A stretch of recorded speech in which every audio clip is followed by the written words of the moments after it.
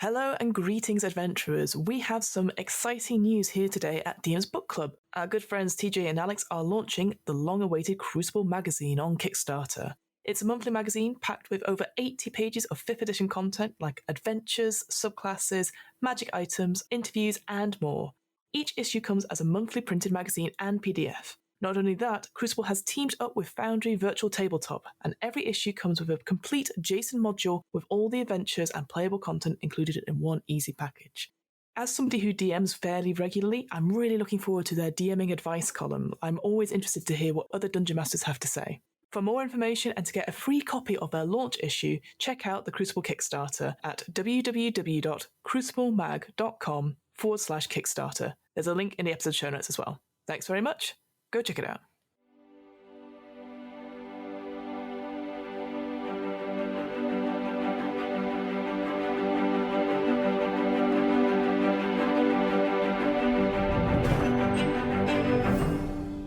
Hello, and welcome to the DM's Book Club, a podcast where we read about some Dungeons & Dragons and discuss how we might include it in our role-playing campaigns. With me today for an incredibly special episode, I'm so excited to talk about this, is Matt from Dragon Plus. Matt, how are you, my friend? It's been a little while. I'm good.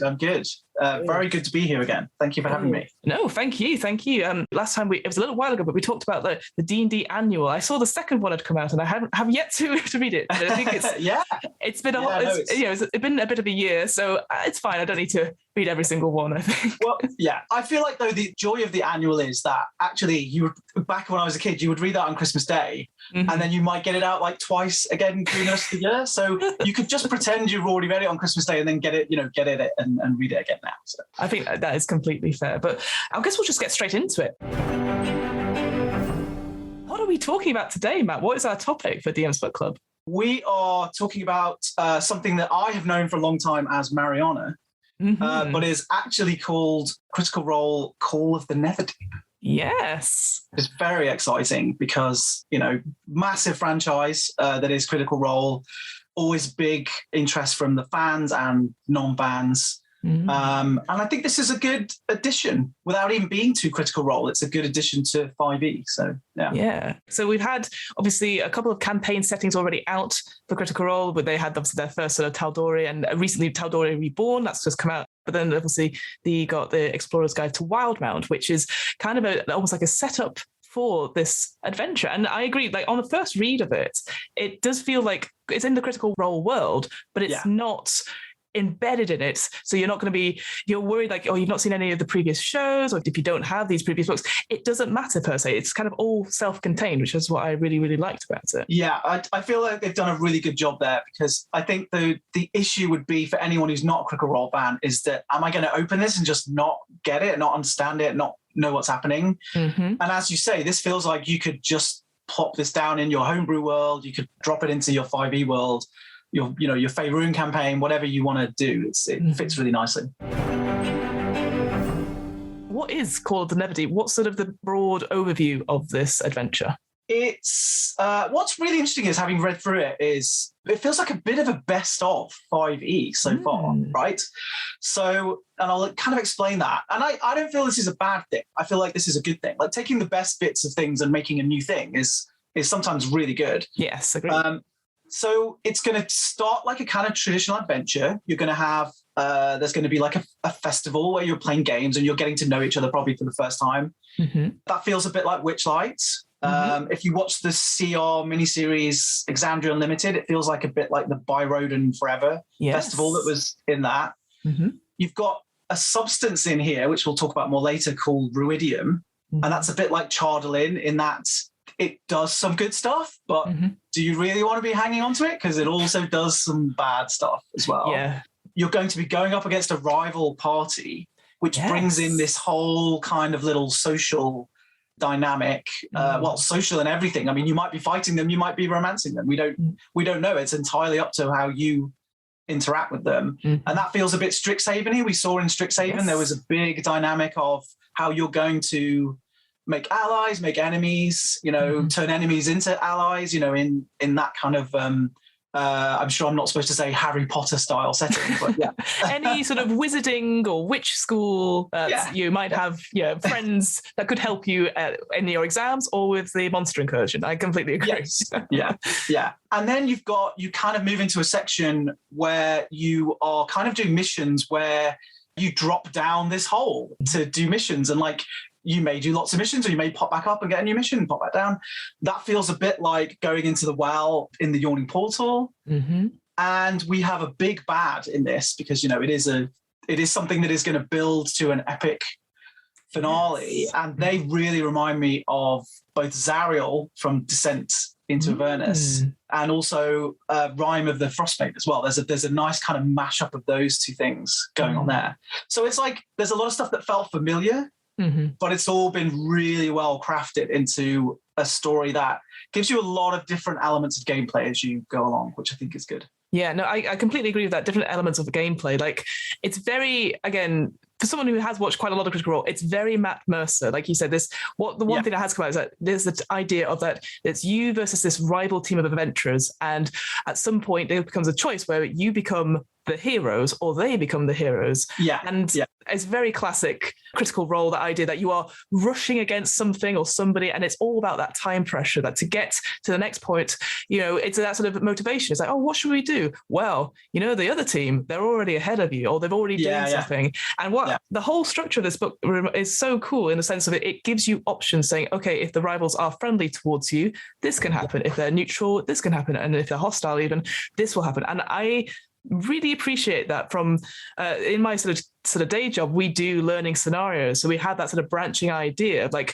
if this effect happens, some parts will then be shut off to you, like any sort of video games. But I think it's just structured so well in this campaign, because it's not just right at the beginning, it's at every stage where you meet them, depending on what you've done, can really affect and change it. So it does feel in a way a little bit like Dragon Heist, that idea that you have all these other little parts coming together and you can pick, as a DM you can always pick it, but like you said, that social element, the players can also have a really big impact on it. And I just really love that as well. And each of the rivals has their own sort of very detailed backstory and their sort of detailed like wants and needs and sort of a desire, and it changes throughout the adventure. So when you meet them later on, stuff that's happened will change that, and they might so cool as a result. I've never seen it go into that much detail before in any adventure that I've ever read. So really like that. Funnily enough, I played an adventure from the DM's Guild, which I'll give you the name. We'll post it in the bottom after. Please, yeah. And that was the first thing I ever played that had a rival group, and I really liked that idea. So actually, the second that we talked to Matt Mercer about this, and he talked about the rivals, like I was in, because I was like, that sounds perfect. It feels a bit like there's a bit in Shaun of the Dead where all the characters who are trying to escape the zombies go past like an exact group of themselves trying to escape the zombies. And I that was the first thing that I saw in my head when I thought of this, because I thought, of course there'd be other people trying to have the same adventure as you, following the same clues as you, being put on the same missions as you. And like, how does that work? Or, as you say, sometimes they're ahead, sometimes they're behind. There's an interesting element in that. There's a tiny bit of advice on what to do for the DM if the characters refuse the quest. Because there's a point quite early on where the rivals may have got something very important and they may already be at a location. And honestly, I've played in some games where the group of players would be like, all right then, well, we'll go and do something else then. So that's us told, yeah. Yeah, and be like, and they'd just be like, okay. And you, as a DM, you kind of have to then be like, well, how do I get them back in this? And they give you a little bit of advice on how to do that. But honestly, it wouldn't surprise me if some players just wander off and do something else at that stage. They just kind of go, Yeah, I guess that's always the worry when you have any adventure. So like, I'm thinking like Curse of Strahd, it's so big and sandboxy, and you're like, there's this big evil thing. And they're like, yeah, I guess we'll get around to it at some point. And it's like, no, you can't leave. Like, so it's like keeping them that interest and engaging in it. And again, maybe that's one thing people may be worried about if they're not big fans of Critical Role or know a lot about the world. It's like, oh, there's a lot to learn or something. I don't think so. I think, and again, to its credit, this book has this really cool short introduction about like obviously what the adventure is about, but things that they will know, about the world, about the place that they start off in. And I think that as a quick primer, it's perfect. Like I think it's like in total like 2 and a bit pages that you can just hand out to your players to say, you will know these things, you will know this about the landscape, you'll know about the people that live here and stuff like that, and you can build upon that. And I think there was a really cool thing with creating the characters as well. It's like characters' backstory. So it talked about come up with a strong backstory. Question: so what small heroic deed have you already accomplished? Yeah. Do you give your trust easily, or do people have to earn your trust? What's the one thing more than anything that you want, and how will being an adventurer help you achieve it? So I quite like those as prompt questions for backstories, actually. And it's like you can easily tie it in. Like if you don't know the names of villages and stuff, then it's just like, oh, I saved a village from, I don't know, a shark attack or something like that. And you're like, oh, well, just around here and all that sort of thing. And yeah, just to go back, you were saying that festival at the beginning, again, what a perfect way to sort of introduce people. Again, another classic Matt Mercer Critical Role. So I was like, we're going to have an episode where it's not shopping. We're going to do games. We're going to do stuff like that. And I think that's just a nice way to ease people into it, to have a go. But also, as you said, that so the rivals are around and you got to meet them bit by bit. And then at the end, you're like, okay, one final task. Oh, look, it's against the people that you've sort of met in bits and pieces.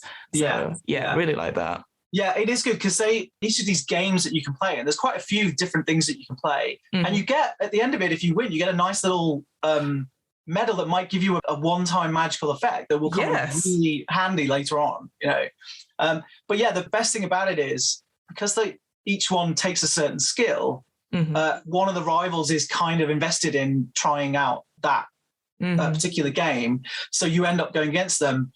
Those very early interactions start to have an impact on your journey of the rival. If you're respectful, if you're like, good game, like whatever, they can feel favorably to you. If you're a massive dick to them, then that immediately sets their nose out of joint, and they start down a road of, you would have to win back their favor effectively because they'd be very neutral towards you.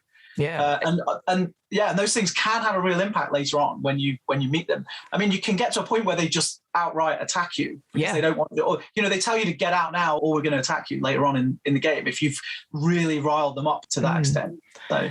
Yeah, and especially, again, no spoilers for the adventure per se, but what's interesting, again, each of the characters are very different and stand out. And then along the journey, because they are technically going in the same direction you folks are, because of certain things that happen overall in the campaign, you see them sort of start to not regret, but sort of get very nervous that they've done an action, as the leader, say, and then like, oh, well, I don't believe in myself anymore. And then, other characters and how they did. So, and again, maybe this is a very silly thing to say, but it's almost like reading a novel when I was going through it. And it's like, oh, these are the, it's just almost like the summary of what's happening to these characters. And it just so happens that you are also part of this, visual novel in the game per se. And I just thought it was really good. And just to mention those medals of merit, what thing I do think is really cool is that it is little handouts you can also give out to your players. So you might not use them, those things, and you might not use them straight away. Like I think that they're very cute and lovely, but I love that idea is like in that sort of the big fight, you're just like, no, I will use my Medal of the Horizon back and I will be, bigger AC and all that sort of thing. And they're all really cool named as well. Like there's like, the Medal of the Maze, Medal of the Meat Pie. I really that whole like starting festival, the Festival of Merit is called. Yeah, just really, really enjoyed that. The one worry that I had with the rivals was that when I build an encounter, when I'm DMing, I'll have one main creature that often has like 2 or 3 abilities, something cool, something unique that it can do. And then maybe 2 lesser creatures that have like 1 ability each, and then lots of minion-y things, so that I don't have too much to remember in a fight. Like, because it's annoying when you're a DM and you think, oh, I didn't use that thing and it could have used that thing and done that thing. All of us, yeah. And if there's kind of too much going on, you kind of lose track of that sometimes. Even when sometimes I've written myself a note saying, don't forget to use the thing, and then you forget to use the thing and you're like, oh my God, how did I forget to use the thing? I was a little bit worried that running 5 individual characters because each of them on the stat block has their own kind of abilities. Yeah, own little bits and different things, yeah. I feel like when I'm able to open these in D&D Beyond, like have a tab for each one, I think that's going to be fine. I don't feel like they don't start off too high power. They've all got a couple of things they can do. I feel like you'll kind of learn them as you go along. Yeah. They get as your party levels up, because you're going to go from 3rd to 13th, I think, Yes, in this that's right. adventure. Yeah. As you level up, they level up. So they have 3 tiers, and they start at tier 1 and go to tier 3. So they're going to get more abilities. They're going to get be able to do more cool stuff the same way that you can. But I feel like it will, because it happens incrementally, it will never really overwhelm the DM, which is good. I felt like I had a bit of a reserve about that, but I feel like it would be entirely manageable. The hope is that most of the time you're not fighting them anyway, that you're interacting with them, Yeah, well, I don't, is that sort of ideal versus reality? It's one of those things where they'll say one thing and then you're like, oh, you've really angered them now. Okay.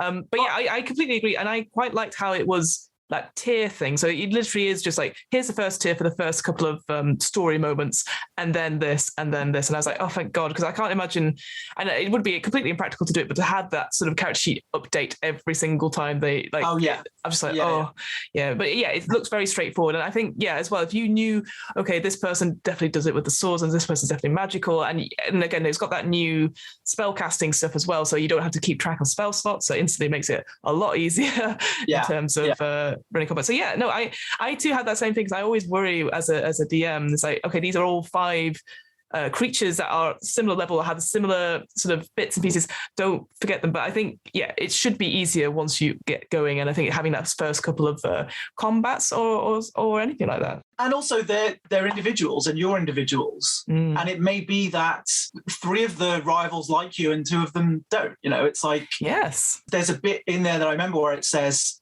maybe your parties meet and they're mostly neutral to each other, and you don't go to the tavern and have a drink, but maybe 2 of you secretly arrange to meet later on and go and have a drink. And I kind of like that aspect. I really like that. Yeah, it feels very much like like the place you used to work and the place you work now meet in the pub. And you're like, do they do we chat, or do like I sneak off later and speak to the people, 2 people I used to work with? And yeah, I spotted that too. I do like that idea where you're like, we can't. It's like sharing friend groups. Certain friends don't mix together, but you're like, I'll go for a drink. Well, how are you doing? You're like, hello. Like, that would definitely happen if I was running this campaign. I was like, there's definitely going to be one person that is like best buddies. It's like, so how's it going? Or better get back. Mum's the word, and just total back. But I think the reason I like it the most is because there's always going to be the brash. Every party has the brash person. Yeah. And you don't want the brash person spoiling it for everyone else. So it's nice that they would be like, I'm friends with you. Like, I not so much, okay, but I'm friends with you, okay. So like we've got a thing.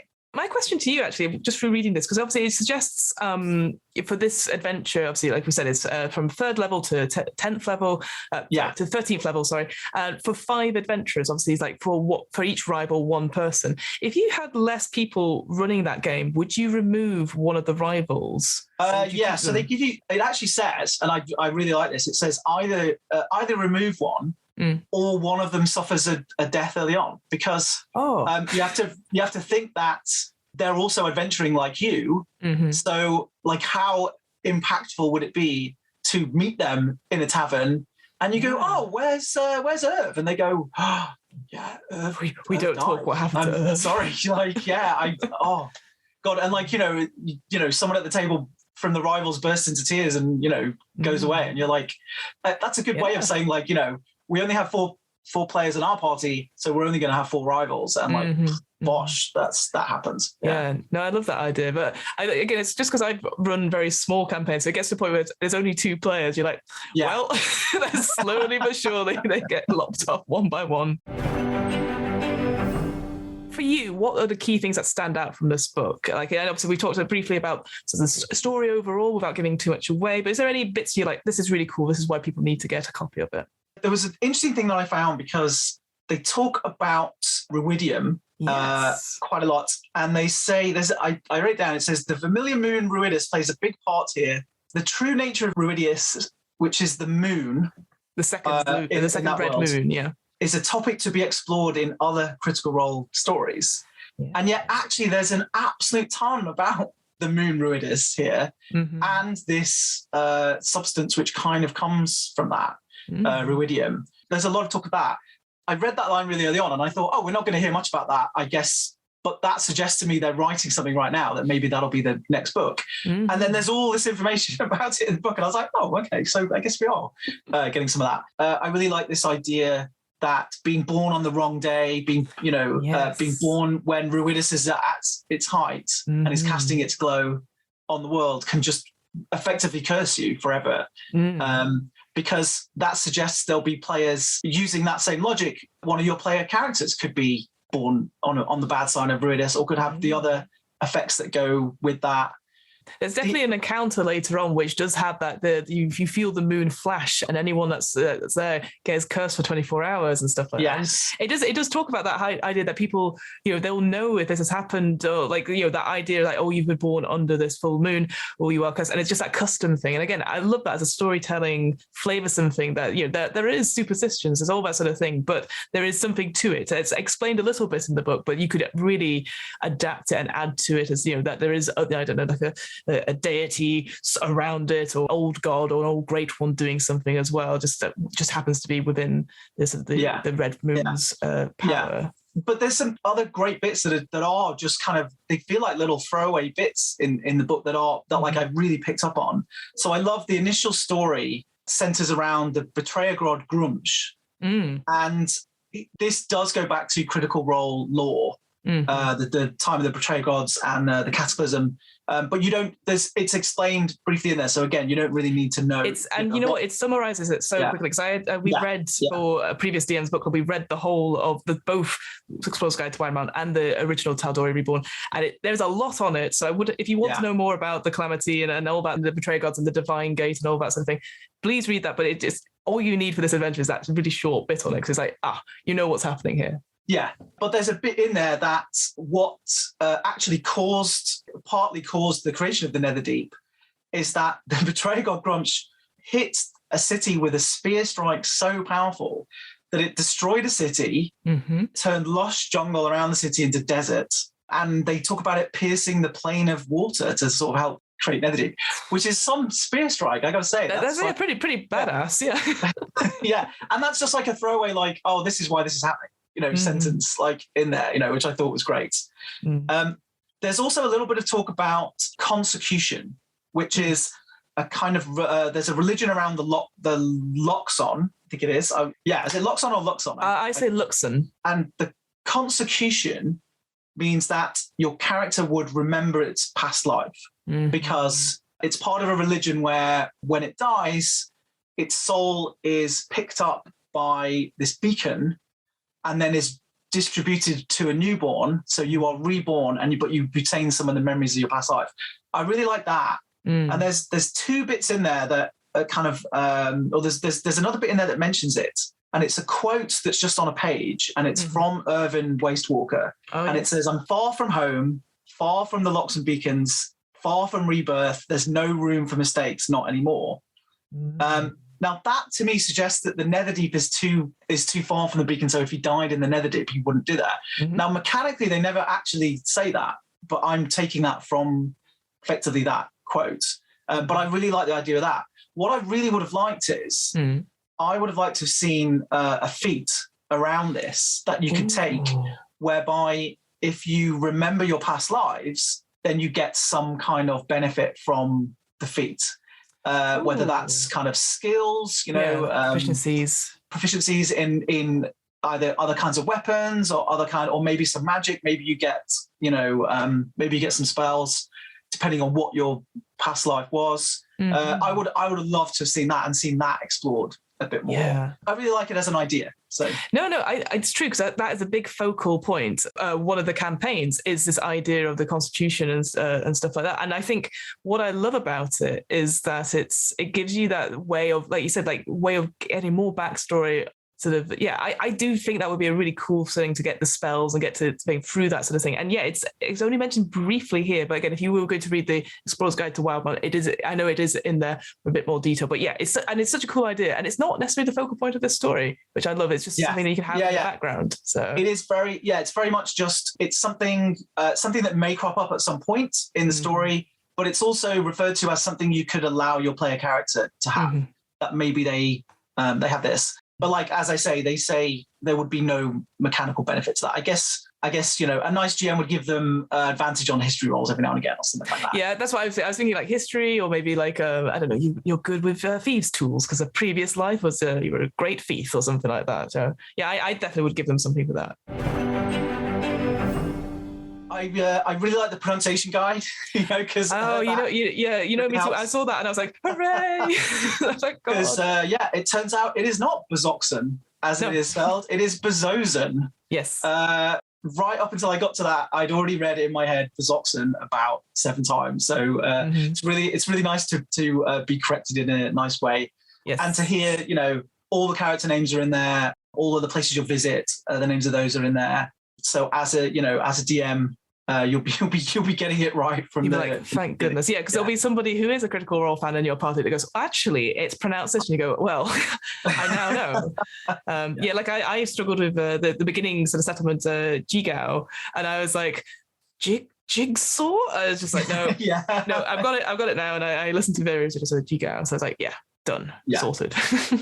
And again, we've got some great art in the book. So they're very good. So one of the things that started off really early in Critical Role is that loads of artists out there would do fan art, and they would show that during the in the break in the middle of the episode. They've brought a lot of those artists along with them, and a lot of those artists now work. Anytime they do a book with Wizards, Wizards ask them if they have any artists they want to use, and they go, yeah, these people, definitely these people. They did it for the Tal'Dorei books as well. That was all filled with because they want to feel like they're giving something back basically to these people who've put in this fantastic effort. And you get, I think you get maps by Dyson Logos, which is, that's always been a thing as well. And the maps, I'll say as well, they are beautiful and they are very clean and crisp, which I know is like, so what, but it's actually like, certainly the ones obviously later on where you're in different settlements and stuff, and they're just clear and you can see stuff. But then the ones that are in, say, underwater caves or anything like that, they're like, they feel proper. Like there's the borders of them and the colors of them. I'm like, oh, these are exciting to actually look at as a DM. And then I go, great, I don't know how I'm going to draw this on my rubbish grid map, like like a squiggle, or get the players to draw it out, and you go, yeah, it's not as good as this map here, but that's okay. There's some great stuff in there. There's a beautiful picture of the city of Ank'Harel. There's a really fun image of goblin children running through the streets of the pie and stuff like that. There's an amazing ghostly scene when there's these kind of ghostly characters in it.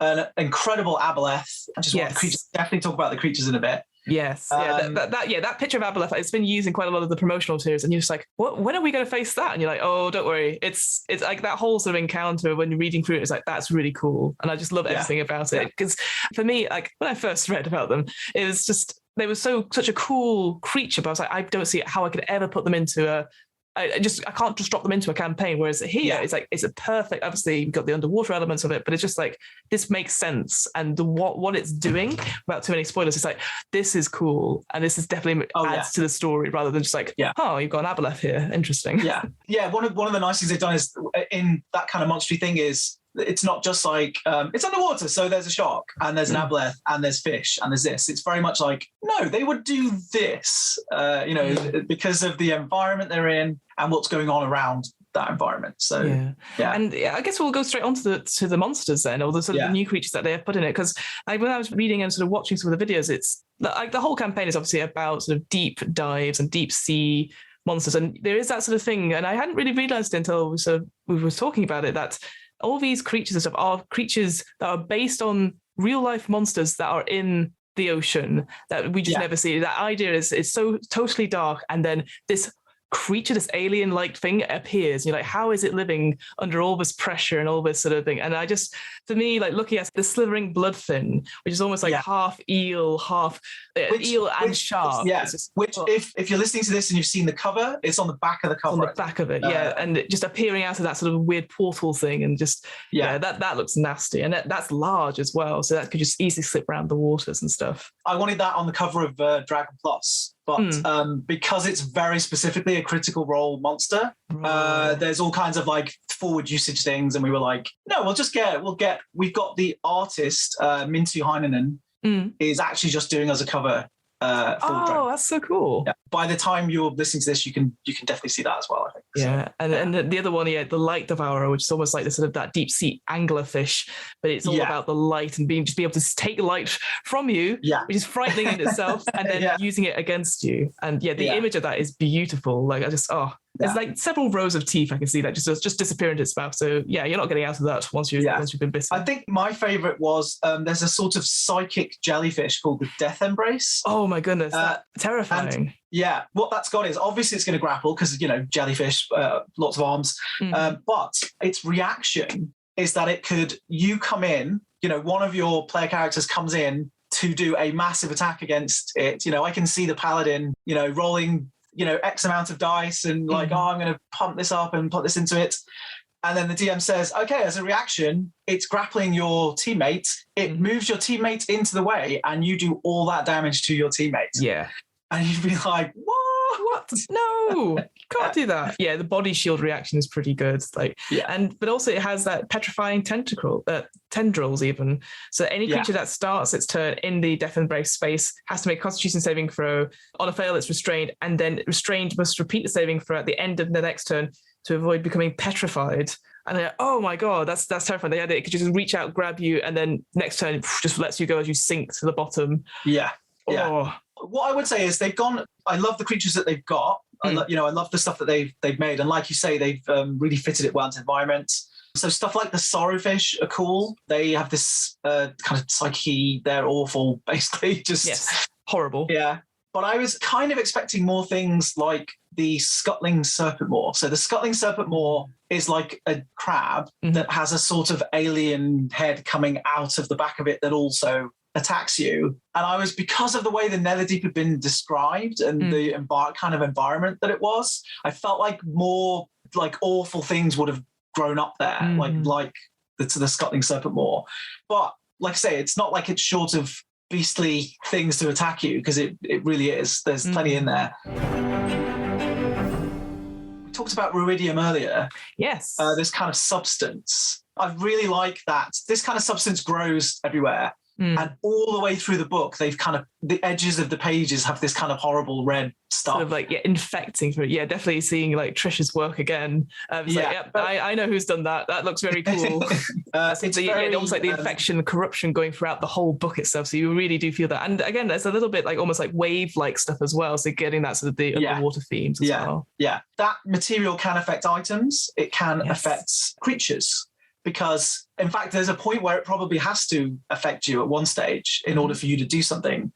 What I would have liked is, because all of these creatures exist in this environment, I almost would have liked this is a standard, slithering bloodfin, but this is a slithering bloodfin that's been infected with Ruidium, and it has this. So if you need a slightly higher challenge for your characters because they've got really boss, then throw this one at them and then it will do this. There's a point where it feels like you can't exist in this environment almost without being affected by the Ruidium. So I feel like the next jump there is obviously all the creatures have at some point, or they will at some point be affected by it. So definitely. No, I completely agree with that. Yeah, it's because obviously they give examples of certain things that have been, like you said, like objects or certainly figurines of great wonder that have been, been affected, and they sort of rampage and stuff, because it's all this idea of distorted emotions and stuff. So it's I guess maybe not mechanically it would do anything different perhaps, but I don't know. Yeah. I do quite like that idea that you go past a shark in general and then you come back and go, wait, wasn't there a shark here? And then it's comes out proper Finding Nemo style, and you're it's now got intelligence. So that's not what I mean, but that's sort of it's now got a drive and stuff, and it's smart. It's beyond. It's not just a shark anymore. It is definitely a shark that knows what these players are about, and it's gonna get them. So yeah, definitely see that. Oh yeah, absolutely. But having said all of that, as much as I like all of that, my absolute favorite stuff in here is when you're in Ank'Harel, you will join a faction. Yes. And the faction you join will depend on the kind of missions you go on.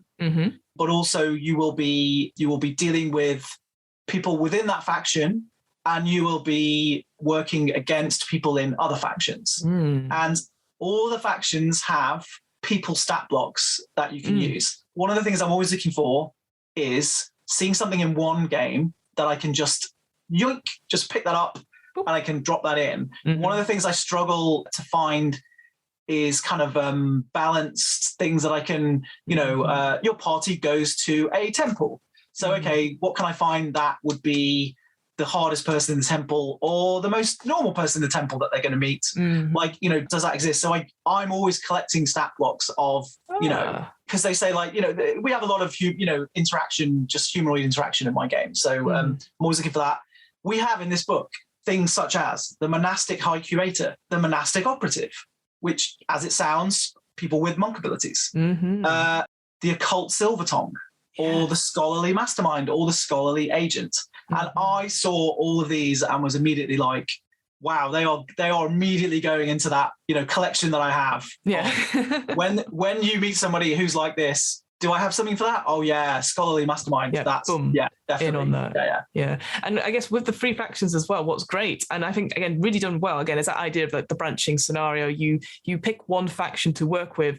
They've got two related ones, but then they'll be like, oh, this third mission, we need you to go do X. Well, interesting, one of the other factions will probably be like the same mission but from the other side. Yeah, exactly. And I love that idea that it's that you close off one part of the story and then you realize that, again, should your rivals pick a different branch, they could be on the other side to you or they could be working with you. And it's just, I thought that was just, and it seems very straightforward, but I actually think it's like just to get 3 branches that all are very slightly different and similar missions that all interrelate in some way. I thought it was really good. And it's like 6 sort of steps before you go into the sort of the big sort of final third act, essentially, which sort of gets you into that sort of that plane. It feels like the side quests in a video game that are building the overall narrative, basically. You are, by doing these, and again, it brings back that interaction with, as you say, with the rivals, because they'll be, whatever faction you choose, they'll choose a different faction, and they'll be doing stuff as well. You may not have at that point have interacted with them for a while, and then the interactions will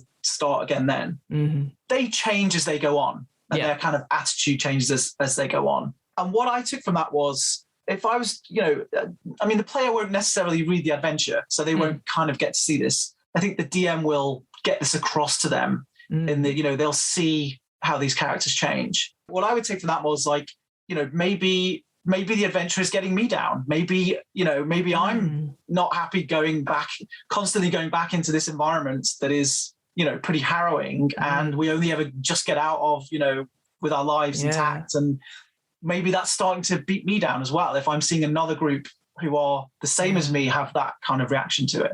One of the big themes about this whole adventure is that idea of emotion, and that's like, what do you do if you're suffering to an extent? And again, obviously would have that conversation with your players and stuff, but it's just that idea of like seeing people's perceptions of like, they did this thing and then, they weren't a bad person or they were just mistaken at time. But it's interesting how obviously we perceive ourselves as doing something that's like the worst thing that's ever happened to us ever. We're a bad person from it. And that idea of like the emotional trauma that people give themselves, I just thought it was just a different way of doing that adventure. It's not necessarily a clear-cut good, evil thing. It is something that this person's put on themselves as a result. And so, I think seeing that through your rival, seeing that through other characters that have come across in the story, just something I hadn't experienced that, because obviously towards the end, you get to that point where you can have the good ending, the neutral ending, the bad ending, which we have seen this in other things. Like Strixhaven has the same thing as a good ending and a bad ending. But the idea that, and again, no spoilers at all, but to get to either of those endings,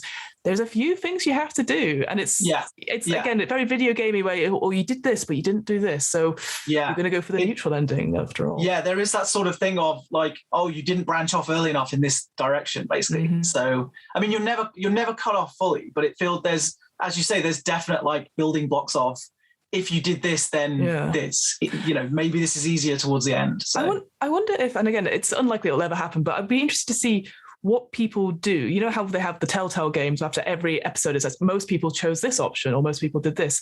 I'd love to see, obviously for DMs who would know all about it because they've read the adventure book, for players going through it, at each juncture, it'll be like, okay, so majority of people picked this thing and they turned out the rivals were mostly indifferent to them all along, but then this ending happened. It would be interesting to ever see the stats on that sort of thing. But again, that's not how we run D&D. It's just me going, I wonder what people could to do with that story. And because again, it's that sort of emotional learning and that sort of branching scenarios, like, because you pick certain things and then if you replayed the adventure, would you pick something different, or could you pick something different knowing what you did? Because every time you'd run this adventure would be different.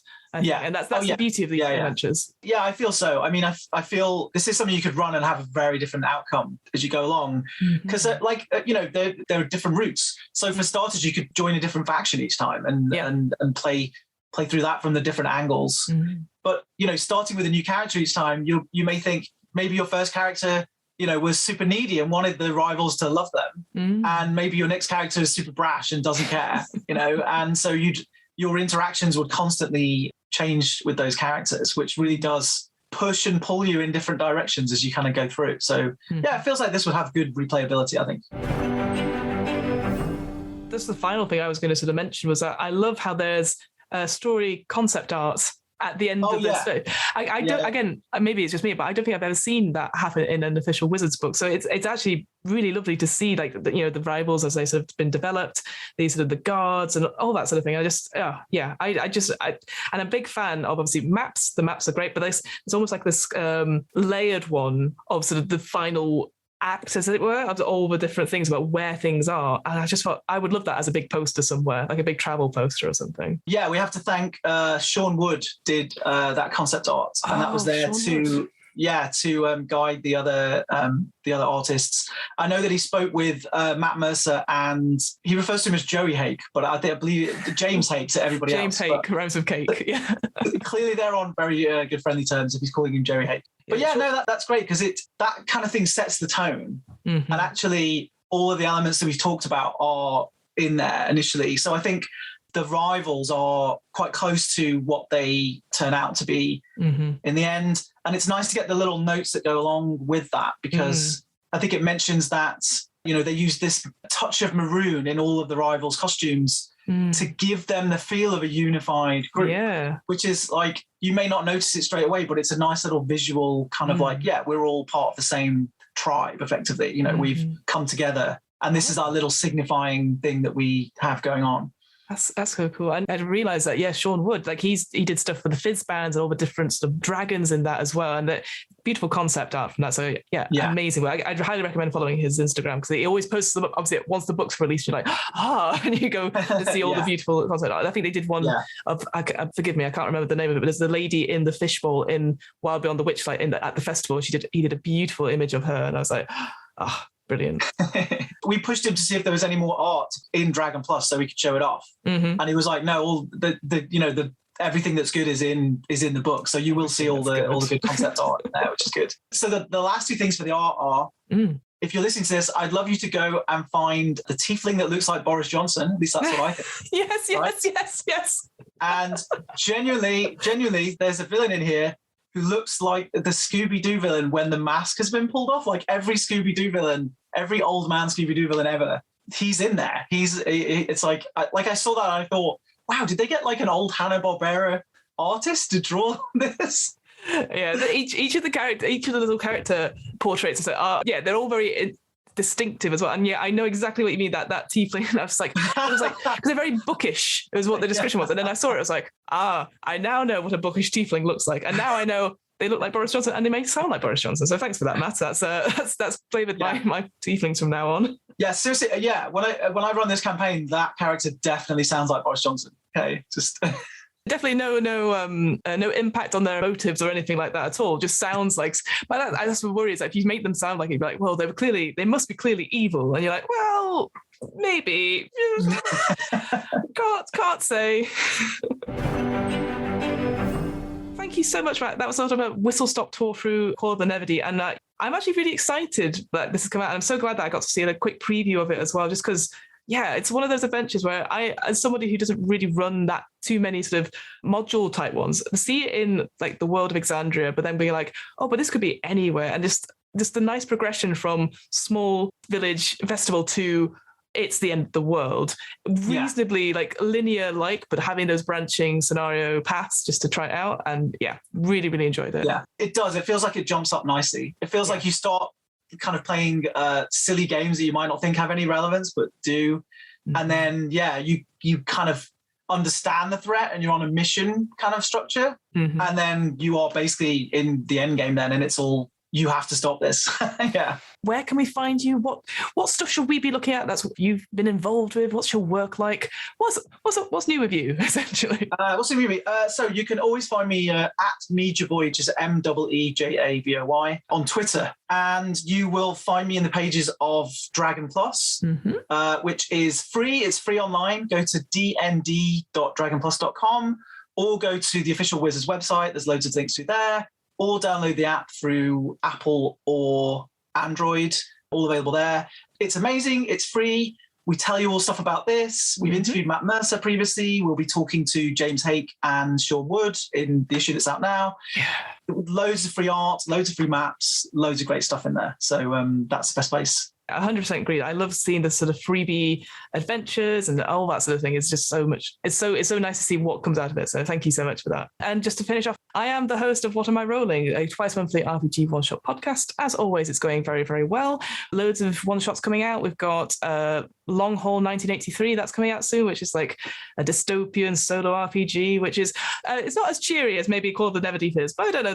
There's some themes maybe of emotional trauma in those as well. But if you fancy that, come and check those out. We've got an offer code at Third Space Gaming. If you type in DNPC into checkout, you get 10% off your first order. And I'm sure they'll have Call of the Netherdeep. So if you want to get that pre-order, go put that in and get it now. Thank you so much for listening, and we will speak to you next time. Bye. Bye.